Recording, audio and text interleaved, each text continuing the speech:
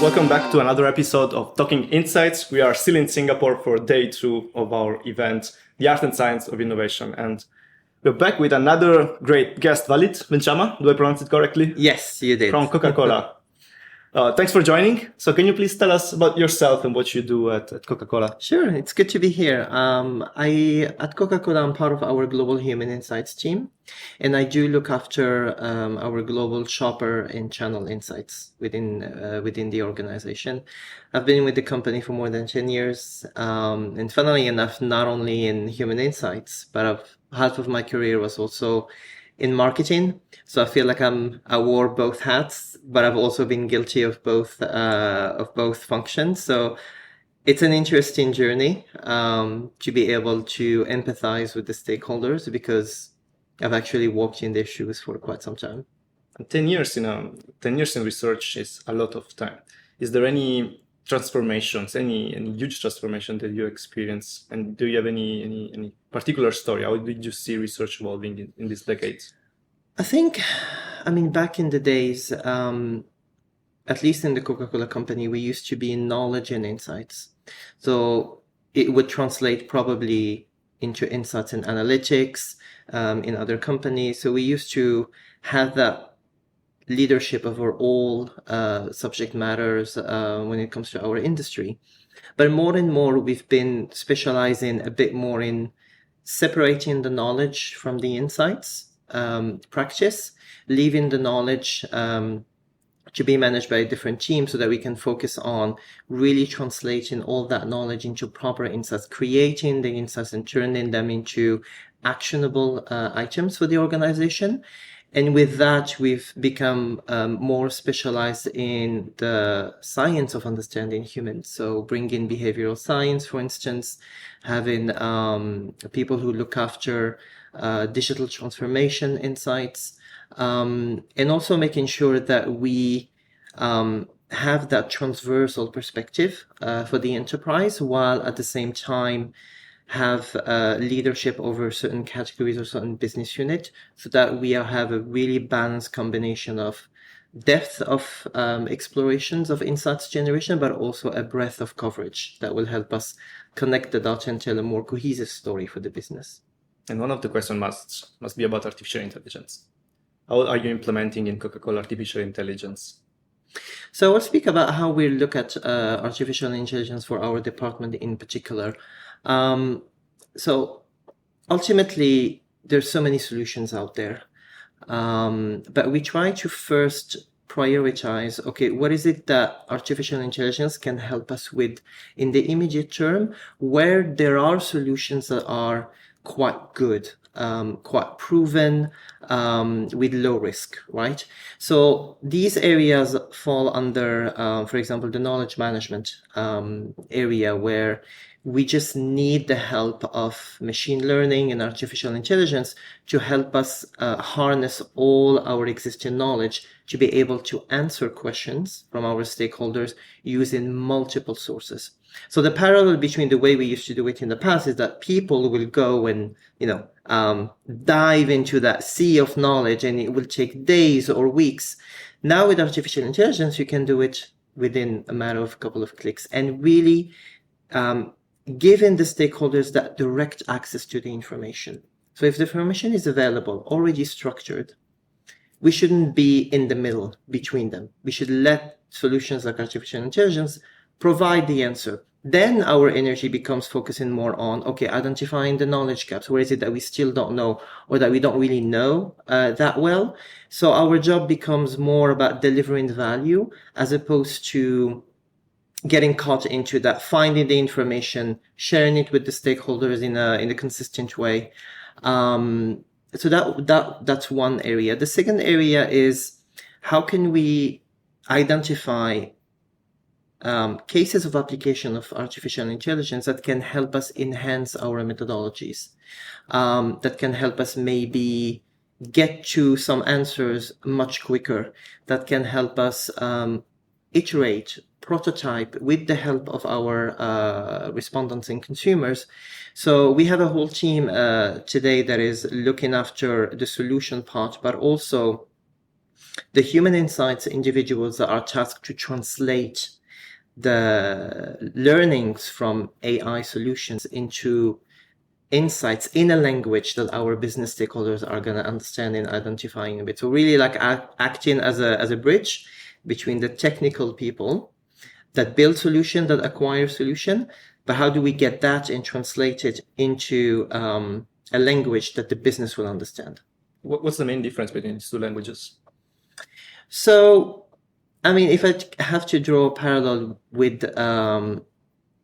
the service industry or maybe the tech industry, so you have your product managers. So these are the ones who build a digital product, an AI solution. So their language is very technical in nature.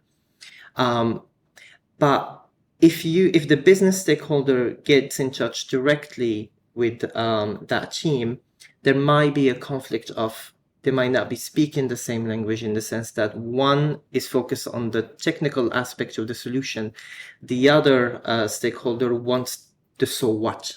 So where we play a critical role is translating the input into an output that the business can act on. And you see that a lot in industries like the banking industries, where more and more there are talent that doesn't necessarily come from the technical world that are being placed strategically in the organization to act as that bridge between the technical world and the business stakeholders. So I see that you maintain a strong integration between the human side and the artificial and AI and the machine. Did you notice any an internal switch, an internal shift on how you relate with technology after the coming of AI? I think we've been very fortunate that from the get-go, everybody was very aware that we needed to keep the human at the center of everything we do, especially when it comes to artificial intelligence. So what goes into the solutions that we develop internally has to be fed with human inputs. And so this is where we play a critical role to help the organization build those solutions, but making sure that we use the right inputs, that these inputs are de-biased, or at least in the conversation that we had in the client session before the start of the conference, where if there is a bias, then that bias is introduced with purpose, and there is a real good reason why we're doing it. So we're having the right conversations internally, but we're also trying not to be too ambitious, like picking up our battles, focusing on few areas, do them well, learn from them before we start scaling the applications of AI in multiple areas in the business. It's interesting that you say a human in the center instead of human in the loop, or on the loop, as we often say. Does it mean that in research specifically, you think that the leader of the application should still be the human, shouldn't be delegated to AI? I think that ultimately, my own perspective on this is that AI is still made by humans. And so it takes a lot of self-awareness for the designer of any AI solution to be self-aware of our own biases. And to be aware of our blind spots and to make sure that we collect the views and the perspective that will help craft the best solution out there, whether it's from an efficacy perspective, but also from an ethics perspective. So really making sure that's why at the end of the day, it's still a human exercise. The performance of the tasks that we build the solutions for are done by the machine, but the machine can only learn if we feed it, and who feeds it? It's the human. That's why we keep saying the human at the center, because then there is that back and forth that happens between the solution to the designer to the stakeholder to the insights community, etc. So it's always about human, understanding human, helping humans perform better, facilitating the lives of the stakeholders. So we cannot not put the human at the center. When we talk about responsibility and ethics, that's very dear for us at Esomar. And inevitably, for a corporation such as Coca-Cola, the scale of the operation, even small biases, which we know are impossible to eliminate, they can be reduced, they can be mitigated, but are virtually impossible to completely eliminate from our research. at that scale, even a little bias can be amplified and can create damage to society, and can create unwanted consequences. How do you make sure? Do you have any process in place to make sure that the biases are not amplified and do not create harm to society at large? I think there is a whole team. I'm pretty sure all the due diligence is being taken care of, because we've developed in partnership a internal ChatGPT solution, and we're partnering with OpenAI in many areas of our business. So the due diligence is there. I'm probably not the best person to answer this question for you, but I think and it's not just Coca-Cola. I think many other FMCGs that operate at scale are proceeding with caution and making sure all the due diligence is being done. And that's why I said in the beginning, it's really important to not be too ambitious with this, and understanding that is an area that is still work in progress. And so really picking up carefully your use cases, making sure they're low risk. So we really understand also the capabilities, but as an organization, are we also ready to make the most out of these solutions? And what type of solution do we really need in the immediate term? And what are the ones that we probably need more time to really think of and design them properly before we, put them in the use of our Can you make some community? examples of these long-term goals? I do not have the examples to share with you, unfortunately, because I'm not the right person to talk about this. But in our field, specifically in human insights, what we are working on, for example, in the immediate term, is the knowledge management. So how can we better make use of the information that already exists, so that we only spend time, effort, and resources on the blind spots, on the things that we know we're not really fully covering in terms of knowledge. Long term is what we've seen in the other sessions. How do we start using synthetic data? How do we identify the cases where we can use digital twins in terms of respondents? So these takes time, because we are also aware that the industry is not moving as fast as the ambition. So we're also being a bit cautious and working hand in hand with our partners to make sure that once we have a good pilot, then we identify is it the right time for us to dip our feet into that topic, and making sure that we are doing it in a very controlled manner, and not over-promising. I think there is a lot of over-promising out there, and we've seen it a little bit with the metaverse, and how everybody thought it was going to be something that's going to be used massively, and before we knew it, a generative AI came in to completely replace the metaverse. And now things are moving fast, things are evolving fast, but also things are fading very fast. So it's sometimes a bit hard to keep up. It's probably the first time I hear about metaverse again after 6 months or so. Yeah, definitely. We recently, because you mentioned synthetic data and synthetic persona, synthetic twins, and we had internal conversation at Esomar quite recently about expiration date for synthetic persona. Should there be one? For how long can you claim that this is a clear representation of actual existing category of individuals? Do you have any opinion on that? I think it all comes down to how do you, once you have that solution out there, how are you maintaining that solution? Because again, synthetic data comes from a base of knowledge that has been modeled to be able to mimic the behavior, the reaction of your target audience.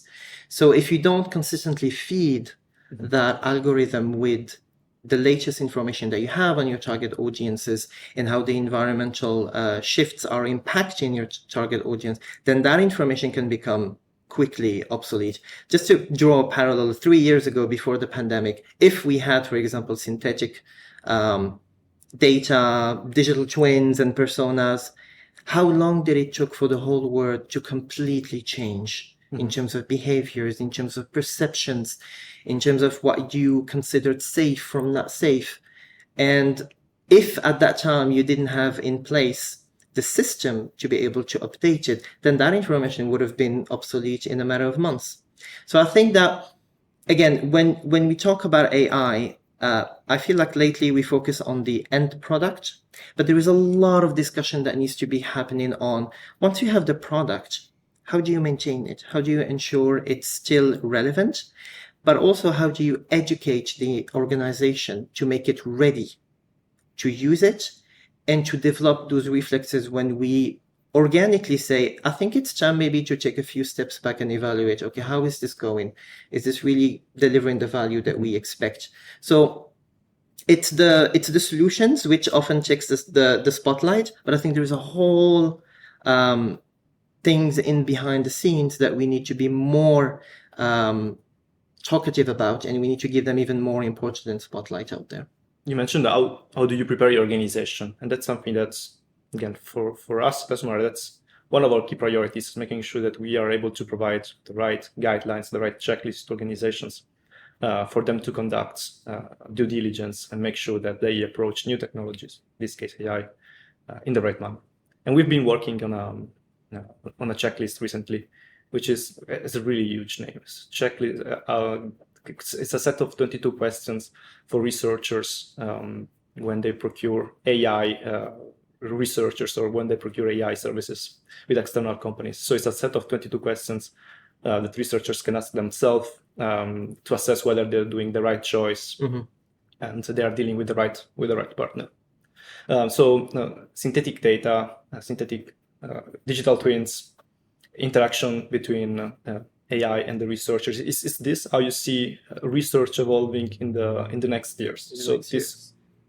This merging of the human and the human capabilities in the machine. My point of view, my humble point of view on this is that AI should be of service to our industry. It should help our industry deliver superior value.